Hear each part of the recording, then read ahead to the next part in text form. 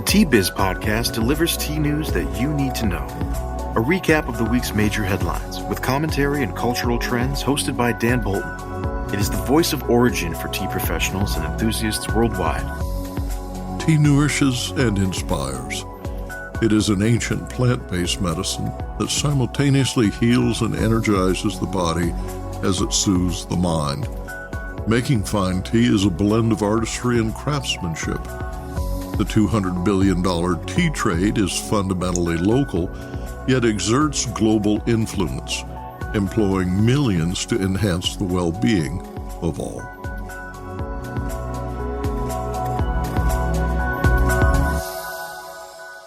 Hello, everyone. Here are this week's headlines. The U.S. reciprocal tariffs threaten tea trading partners worldwide.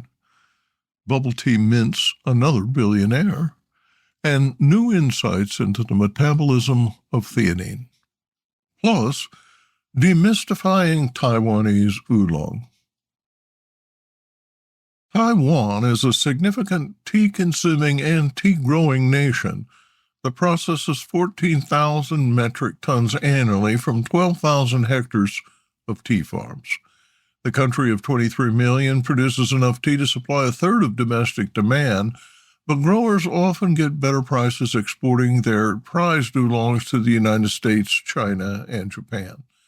Taiwan ranked ninth in export value globally in 2023, exporting 12,400 metric tons.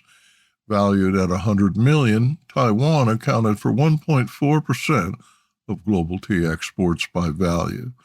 That same year, Taiwan imported 14,500 metric tons of mainly green tea from Vietnam. Tea consumption per capita has increased fivefold since 1980 to an average of 1.88 kilos per person per year. Joining us today is Sheng, CEO of Trilliant Tea Industry, a Taiwan-based tea-producing and exporting venture that supplies branded companies worldwide. Sheng seeks to demystify and help tea drinkers fully appreciate the complexities of well-made oolong tea. More in a minute, but first, this important message.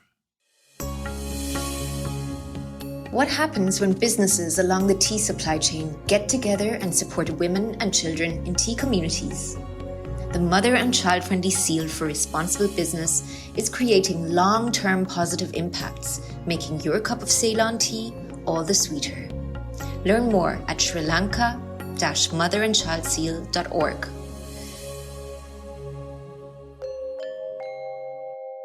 On Thursday, the U.S. announced tariffs on tea equal to duties charged by tea exporting countries.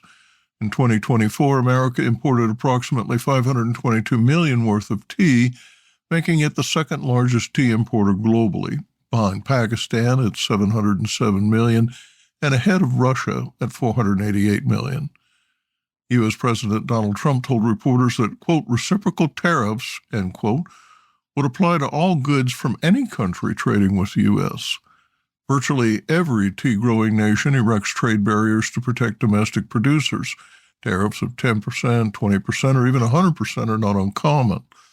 India, for example, levies 100% basic customs duty, charges an integrated goods and services tax of 5%, and a social welfare surcharge of 10% on tea imports, more than doubling the cost for importers. The rates apply to both green and black teas, whether flavored or not. Final bound duties vary significantly by product, ag versus non-ag, for example, and destination. Coffee, tea, cocoa, and spices average 128.1% in India. There are no duty-free exceptions. Visit the World Trade Organization, WTO.org, to download a PDF listing tariffs for every member country. The United States exports relatively small quantities of tea, valued at $79 million in 2024. Canada is the most important destination for U.S. tea, importing $34.4 million in 2024, followed by the United Arab Emirates at $4.5 million, Japan at $3.7 million, Mexico at 3.3 million, and Saudi Arabia at 2.7 million. Germany, Australia, China, South Korea, and the Philippines import U.S. tea valued at between $1.5 million and $2.5 million. The Trump administration will negotiate rates to match those of exporters. Quote, "On trade, I have decided for purposes of fairness that I will charge a reciprocal tariff, meaning whatever countries charge the United States of America, we will charge them. No more, no less," President Trump told reporters February 13th. The directive stopped short of imposing fresh tariffs. Business Insight. This is a developing story.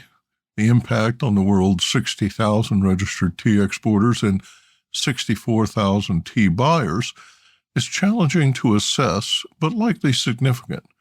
Many countries that export tea to the United States will lower tariffs for U.S. buyers to avoid paying the onerous rates they charge importers.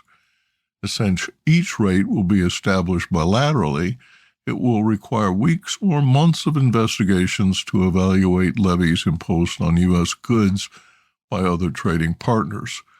Priority targets appear to include China, Japan, South Korea, and the European Union, each critical to the tea trade.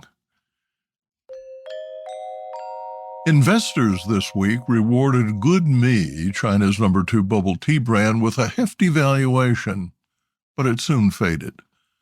Guming Holdings founder Yunnan Wang ended Wednesday $1.1 billion richer following an initial public offering on the Hong Kong Stock Exchange that valued his company at $233 million USD. Guming hoped to get $10 a share, a valuation greater than HK 20 billion, but the initial share price declined by 6.4% on opening day. Share prices peaked at $9.94 Hong Kong, then quickly slid to $8.30 at one point before stabilizing around Hong Kong 9, about $1 per share, or roughly 10% below expectations. Wang launched Good Me after graduating from college in 2010.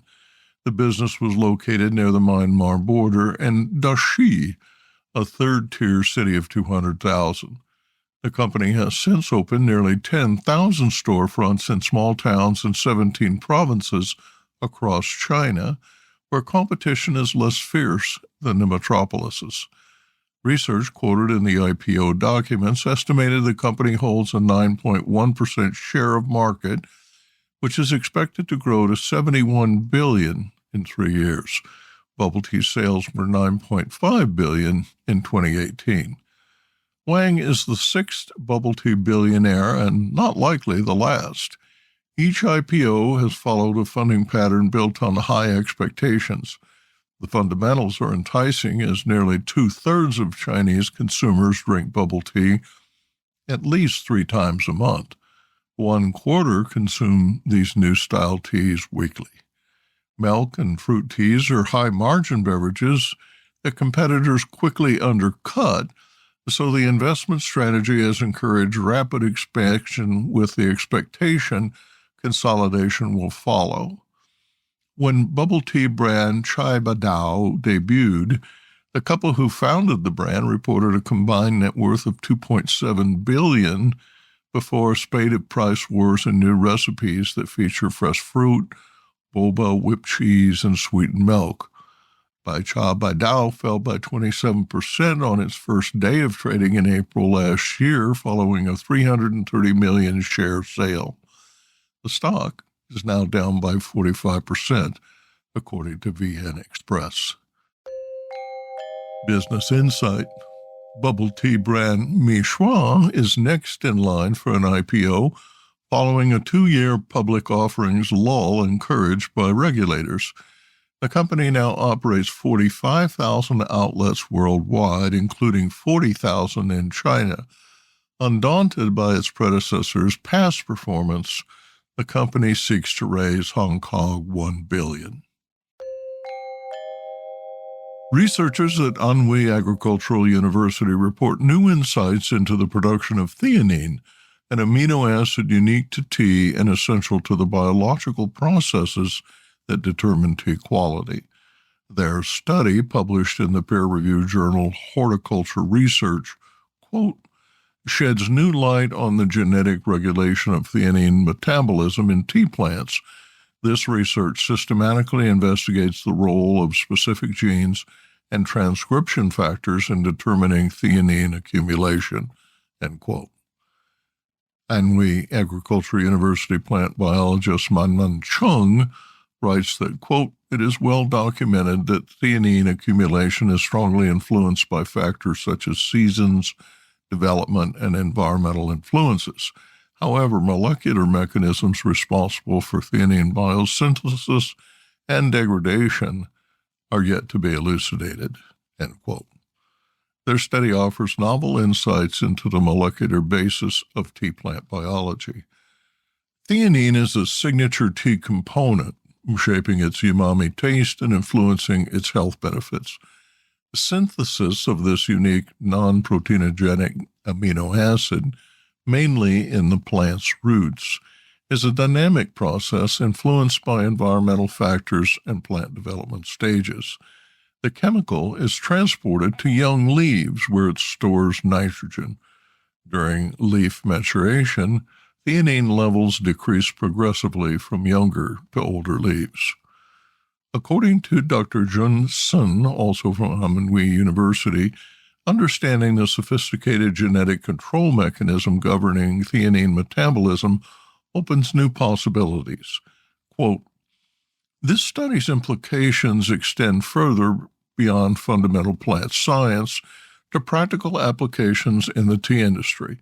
By modulating the expression of a key enzyme in its target genes, scientists and breeders could develop tea cultivars with enhanced theanine content, improving flavor and health benefits.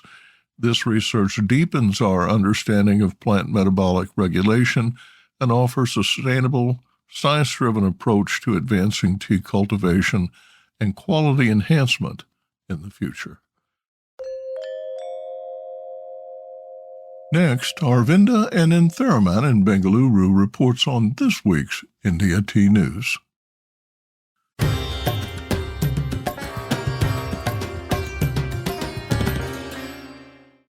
India Tea News for the week ending 14th February 2025. Darjeeling faces a challenging first flush. In 2024, Darjeeling saw one of its most challenging years, reflected in the low production of 6 million kilos, the lowest in several years. The year has already opened to a few challenges. Media reports say that the Chief Minister, Mamata Banerjee, announced last week that the ceiling of land for non-tea use on tea gardens would be raised from 15% to 30%. Many gardens are using this option to explore hospitality as a revenue source. However, the news has not gone down well with the majority Gorkha population.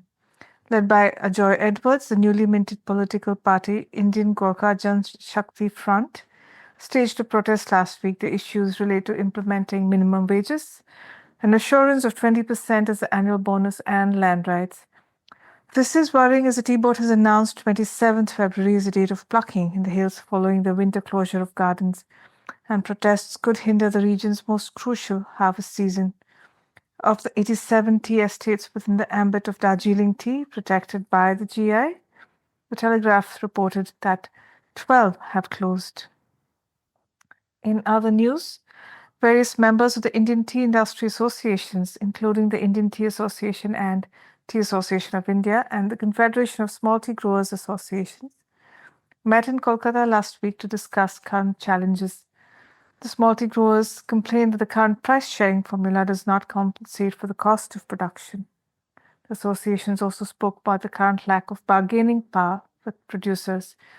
Consequently, the key takeaways were that 1, a minimum sustainable price of made tea indexed to the cost of production and quality should be introduced, and 2, 100% of made teas should be sold via auctions. Currently, 50% is mandated to be sold via auctions.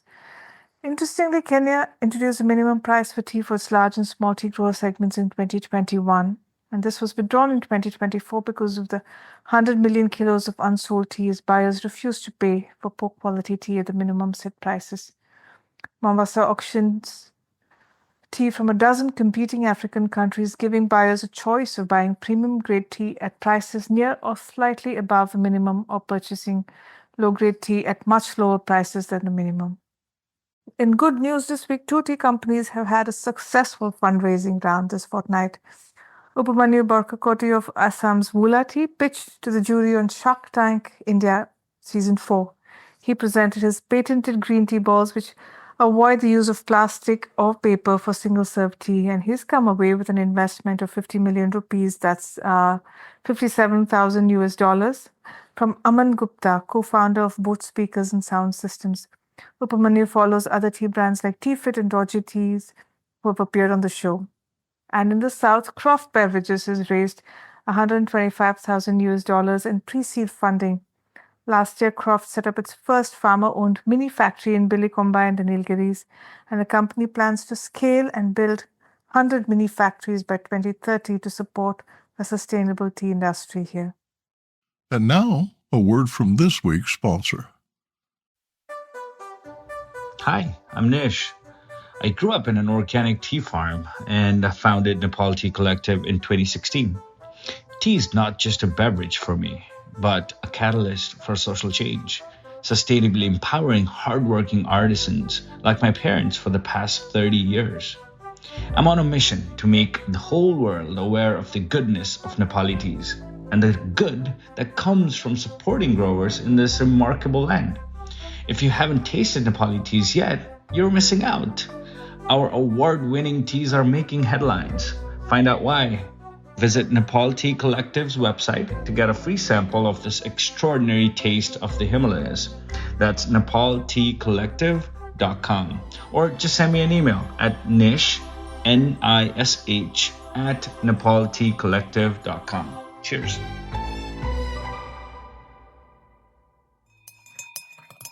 Taiwan is a significant tea-consuming and tea-growing nation that processes 14,000 metric tons annually from 12,000 hectares of tea farms.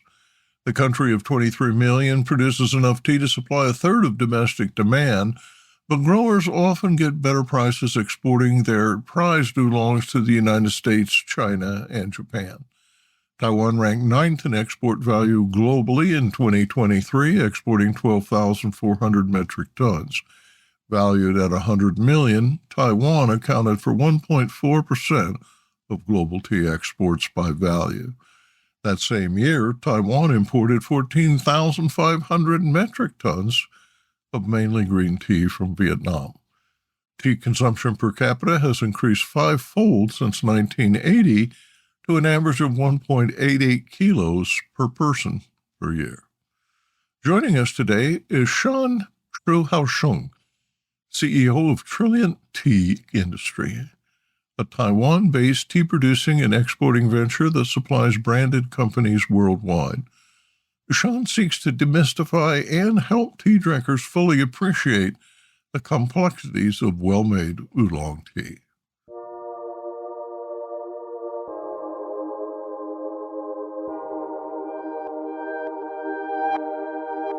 Sheng is an expert in oolong production. He co-founded Funing Trading Company in 2012 in China after a career in IT and sales, including 6 years as general manager of a Polish-based computer company. He attended Zhongwen Christian University, where he studied business administration and graduated from the International Trade Institute, ITI. Sheng, I've learned so much from our correspondence about tea growing in Taiwan. Thank you for joining me on the podcast. Taiwan oolongs are among the world's most highly regarded teas. Why is that the case? I think outstanding qualities come from a favorable environment and continuous evolution of tea-making skills. Firstly, as an island, Taiwan is surrounded by oceanic currents. In summertime, Pacific currents generate warm monsoon, while cold currents bring big temperature drops in winters. Besides, 2/3 of Taiwan are covered by steep mountains and river valleys, so we have fertile soils, lush forests, and a diverse range of species. In fact, Taiwan has been very famous for its fruits and flowers and export them a lot. And in terms of tea, we also have many outstanding cultivars suitable for making different types of tea. Secondly, is about the tea producing skills. We inherit traditional handling process that we learned from China back to 1860s, then develop our own ways to cope with the environment and cultivars to present the best flavors. For example, the famous Oriental beauties come from the combination of few elements. There are cultivars, insects called green leafhopper poly in summertime, and the special withering to bring out the unique honey tones. And people might not know that Taiwan is the first country in the world to launch the high mountain oolong back to 1980s. It is far more complicated than just bringing tea to the mountain. And it takes new cultivational methods and new oxidation procedures to shape the unique, vivid, and refreshing notes as well as the lingering aftertastes. Taiwan has been an innovator in tea production, with oolongs distinctly different from all others. What is the history and trajectory of the Taiwan industry? This is a very good question. In order to answer, we need to know what is oolong tea and its related history. In fact, there wasn't any oolong tea back to 1850s. Back then, it was only some different ways of handling fresh leaves in the experimental stage, alongside the traditional black tea and white tea. The former one needed flipping but no fixation, while the later one needed fixation but no flipping. The prototype of the earliest oolong tea was gradually formed after 1860s. In an easy way to understand is the tea with both flipping and fixation. The skills at that time can create mild tea tastes, but not much floral notes. Thus, people blended teas with flowers to enhance the aromas. In 1920s, Taiwan tea makers found ways to generate strong floral flavors by controlling the time and strength of flipping. They named the tea of Baozhong, and it was the remarkable era that we started to upstage Chinese tea makers by our own skills. In cultivation, Taiwan has native species of tea trees, and the seeds of different cultivars we took from China were mixed with the local ones, plus the other cultivars from South Asia like Assam, which was brought by Japanese during the colony period. And they all lived happily together in the agricultural paradise. As a result, we have more than 400 cultivars till now, and we choose the most suitable ones to make oolong tea, black tea, white tea, and so on individually.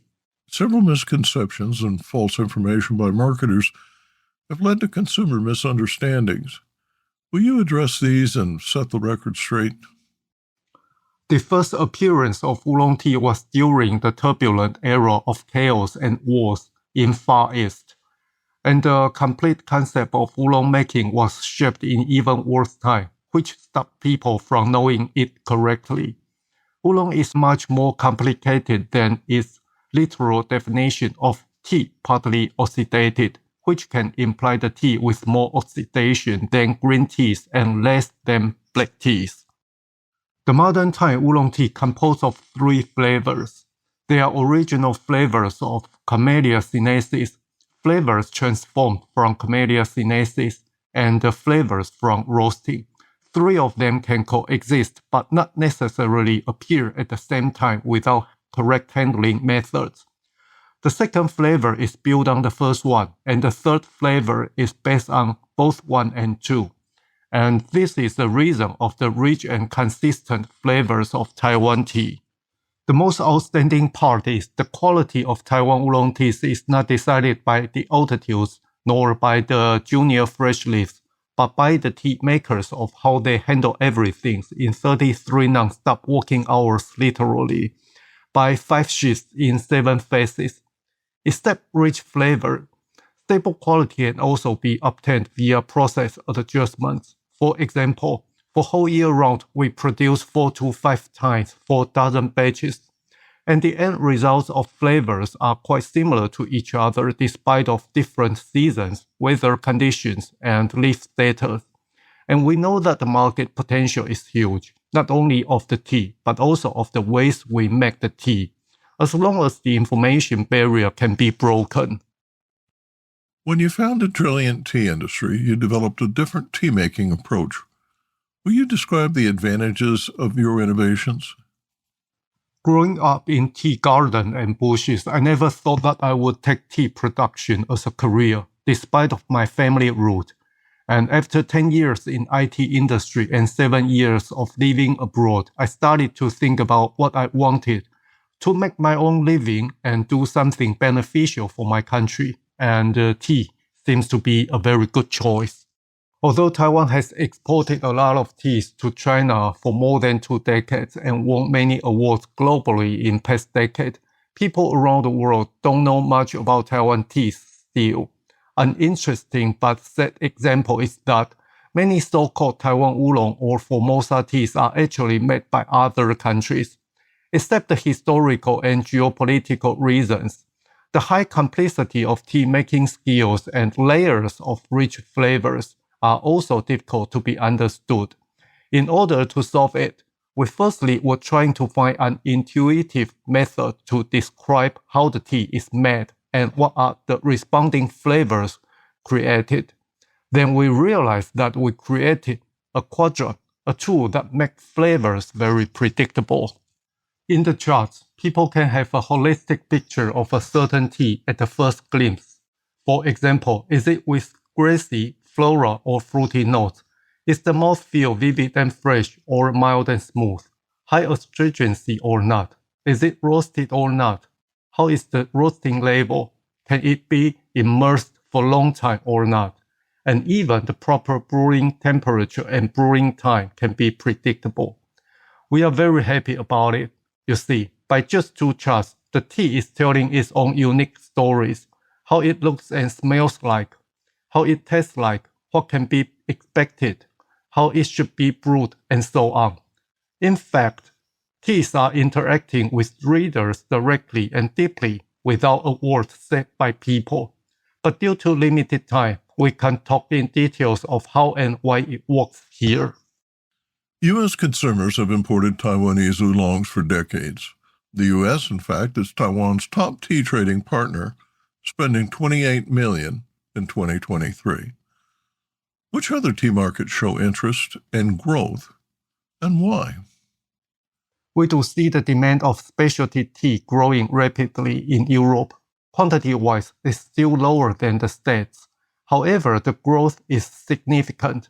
What also worthy to be mentioned is that many buyers look for something much deeper than teas, such as sustainability and collaboration relations. Besides, they start to search for meanings of craftsmanship by asking questions in details, and all these are very much favor of Taiwan teas. As a developed country where market economy mechanism works perfectly well for a long time, Taiwan has much higher wage level as well as the national health insurance system taking care of all workers. Take tea pluckers, for example, their daily pay is around $80 to $120, depending on the harvest volumes. Besides, Taiwan oolong making heavily relies on the healthy environment, which is based on the ancient philosophy of harmony relations with the earth and heaven. Thus, our pruning and fallow system allows the sustainability. As to our craftsmanship, that is very attractive and impressive for them. By seeing what we do in each phase and what it can bring up is simply amazing. And all processes are so much full of stories, because those stories are either from old wisdom or from our innovations to solve challenges imposed by weather, labor shortage, and so on. So simply saying, Taiwan teas can provide them not only products but also fulfilled expectations toward exotic cultures.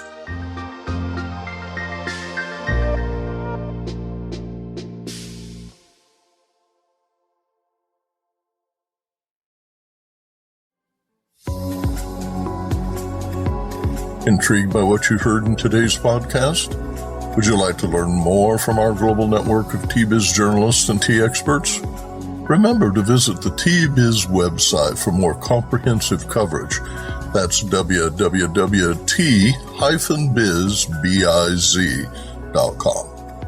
Thanks for listening. Farewell till next week.